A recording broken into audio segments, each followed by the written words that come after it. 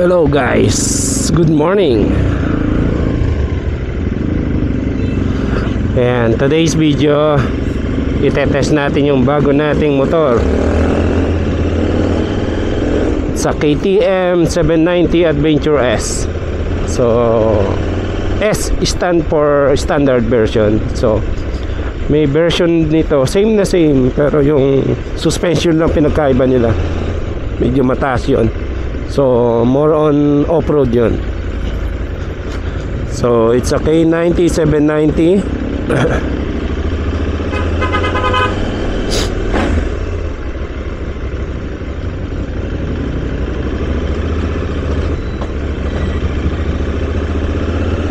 Test ride lang natin siya. So yun, re-review natin.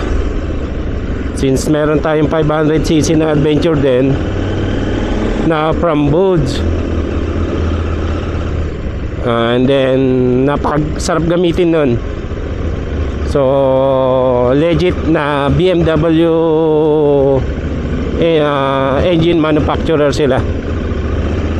So may mga pinroduce silang BMW na models, yung F800 saka 900, F900 na BMW. So that's why quality din at the same time so far. So kukumpare natin tong KTM 790. So according sa review, napakasarap gamitin ito, very nimble sa yung handling nito. Dahil nga sa ano nito, sa ano tawag doon, yung fuel tank niya nasa gilid. So nagsisilbing ano, parang yung balancer niya or yung gravity niya, nasa bottom yung gravity niya, yung center of gravity sa bottom, sa ilalim. Hindi top heavy, bottom heavy siya like BMW. So that's why maganda ang handling nito, very nimble lalo sa mga bankingan. So yun nga, kung experienced rider ka na or na-try mo na ang BMW, so may idea ka talaga. Ilan yung mga tangkiyan eh, nasa gilid na yan. Yan yung mga tangke niya.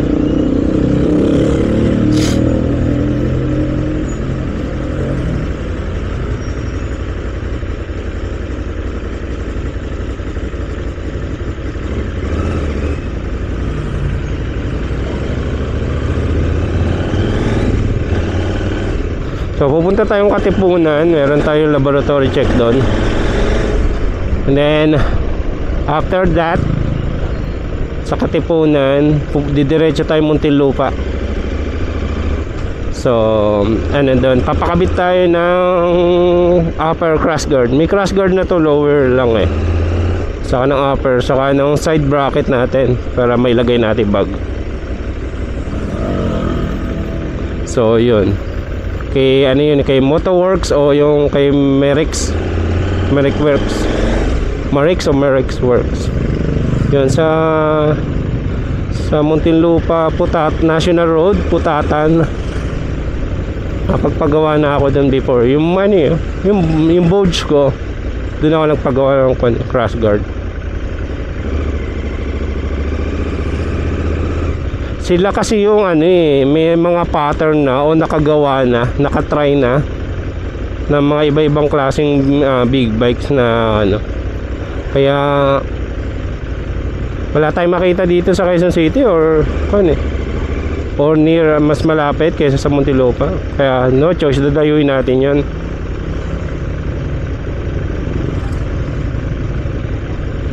Punta tayo.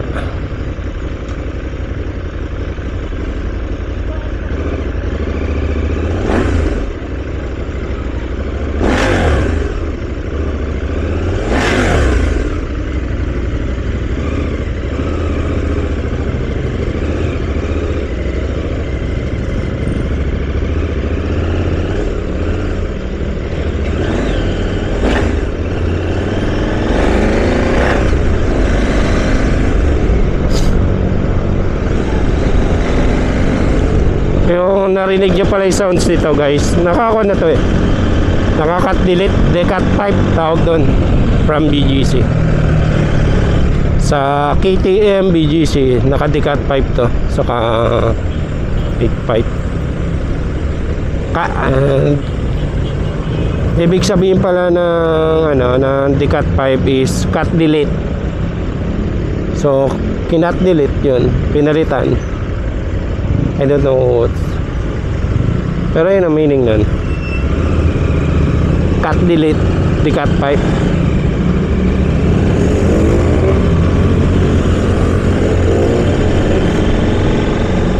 Ang decat pipe kasi yung parang bumili ka ng parang pipe tapos pinalit mo dun sa catalytic, natatanggal kasi yung catalytic nito. Yan. So same lang siya ng cut delete, kasi yung cut delete dahil rekta siya, kailangan mo pang pumunta ng shop para i-cut tapos palitan ng tubo. Yun. Kaya sumisigaw to pag binomba mo, pero tahimik lang, naka-stock exhaust to. Tahimik lang siya kapag pag hindi mo binobomba. Pag hindi mo sinasagad yung RPM, tahimik lang siya.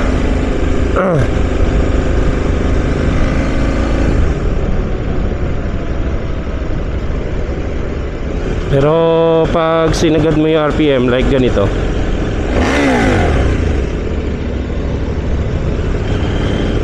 ayun o, ingay. Skandalosa.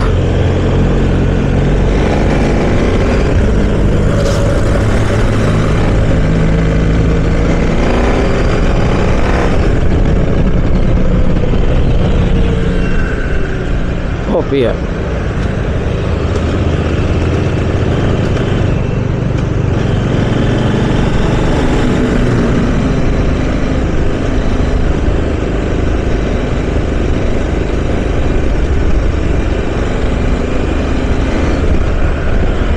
Wala na pala tayong sticker.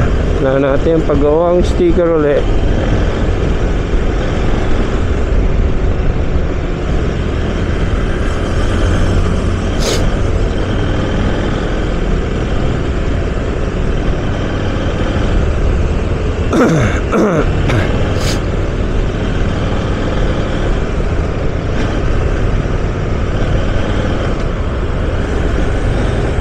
So yun, apurahan natin.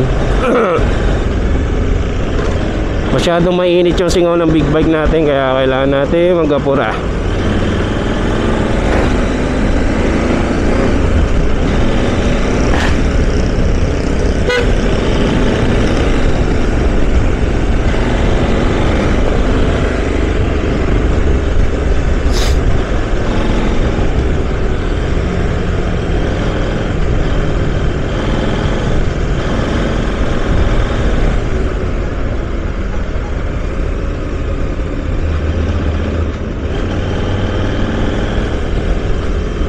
Ito pala guys, naka 50-50 to na road, na tires sa road.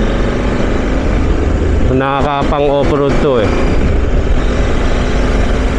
So kailangan gentle ka lang sa road.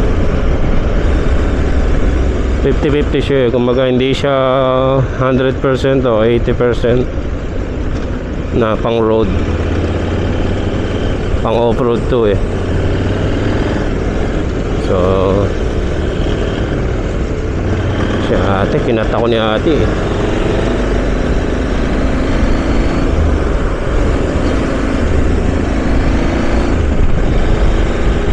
Kuha ba natin siya?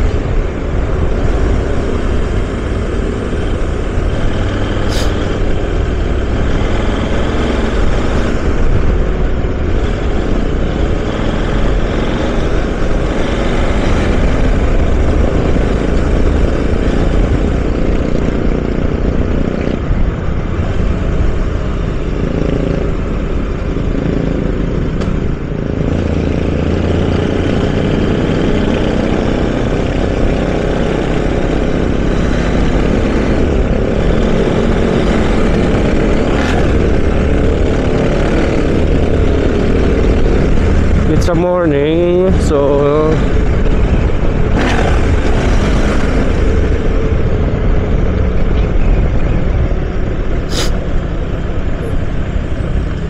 Saturday morning, hindi gaano chill lang mga tao, hindi nag-apura. So tayo, kailangan natin mag-apura at mainit sa hita ang big bike. Ba't ka bumili big bike? Di ko alam. Basta mainit siya, so kailangan mo habot sa destination. So dahil 799cc to, almost 800 na. Piso na lang, 800 na. Compare sa 500 natin, so mas mabilis uminit to. Tayo si Kuya, oh. Ay, pagunahan talaga to. Nasa gilid ka, pero dapat bumuha ka na.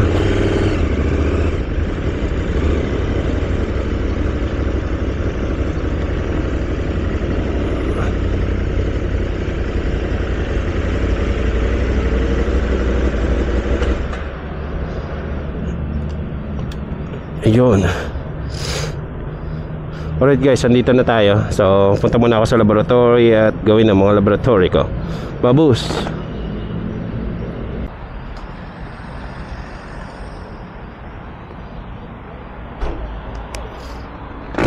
Alright guys, let's go.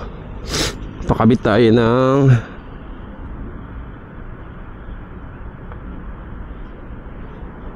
RFID.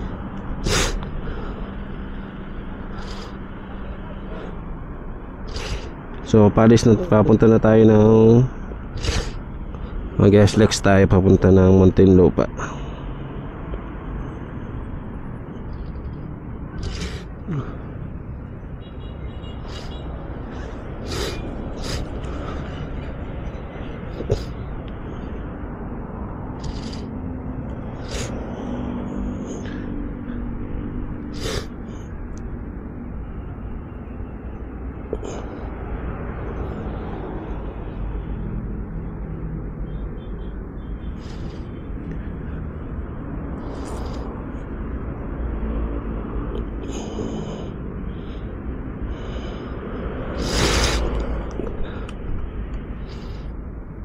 All right.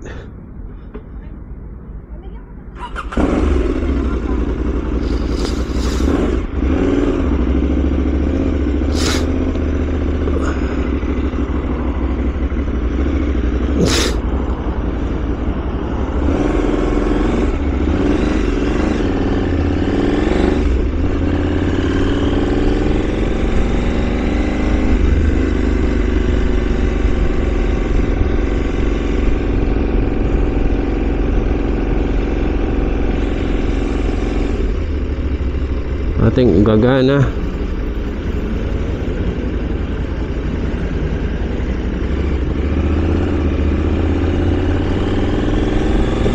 Bumana. Mabuhay.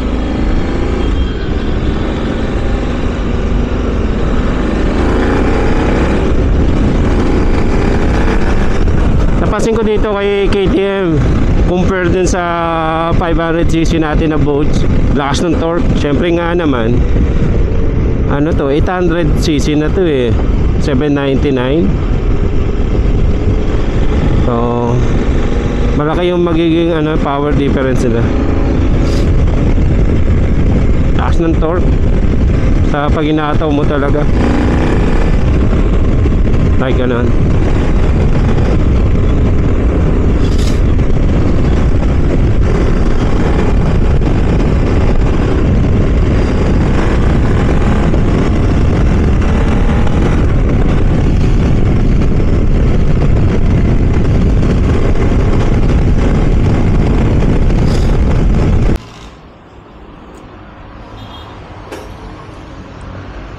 Alright guys, nakabit na ang ating side bracket.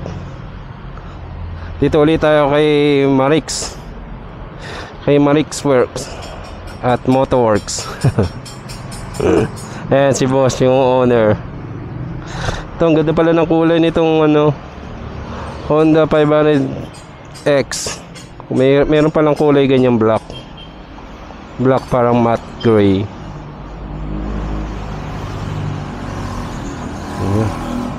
Paggawa siya ng ganito oh.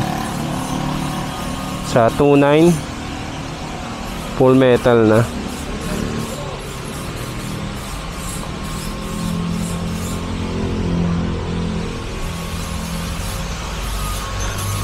Ayan. What's this?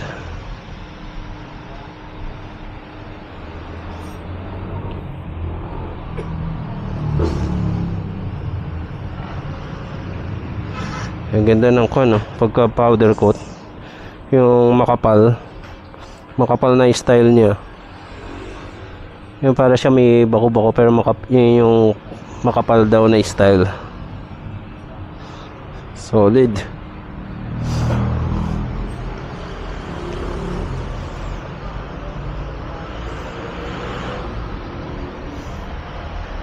Tapos yung upper crossguard natin, babalikan na lang.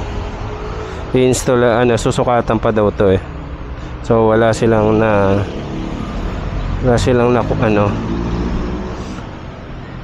forma ngayon. Ito kasi in order ko na, may stock na sila. Medyo kakabig pala ito.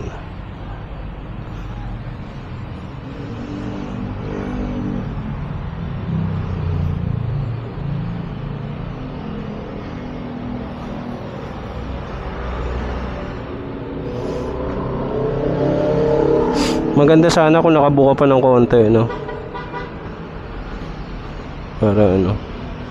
Para totally protection dito. Ito munang tatama.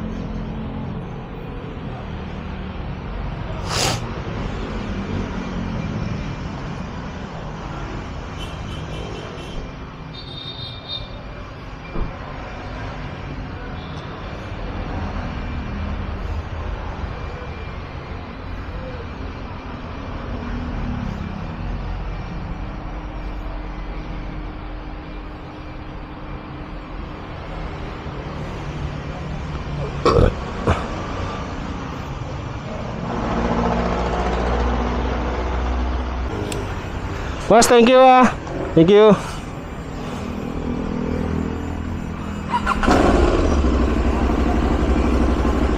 Alright, pauwi na tayo.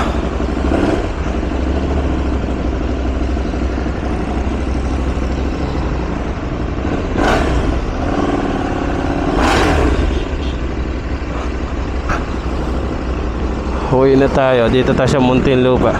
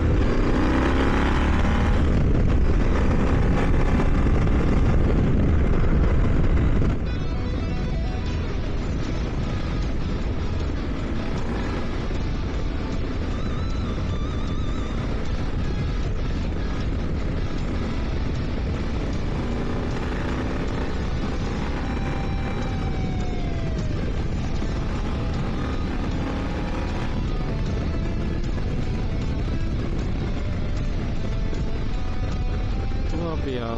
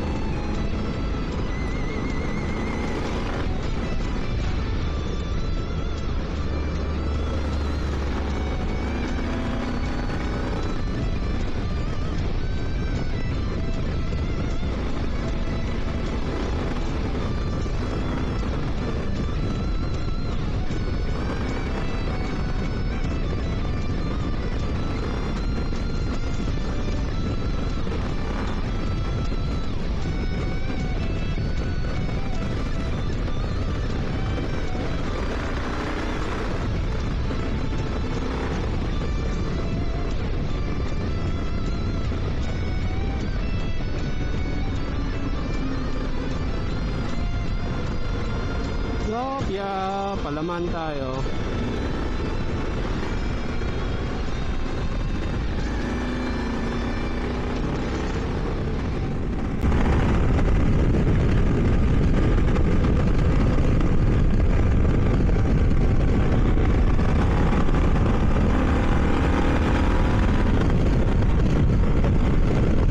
Lakas ng power nito.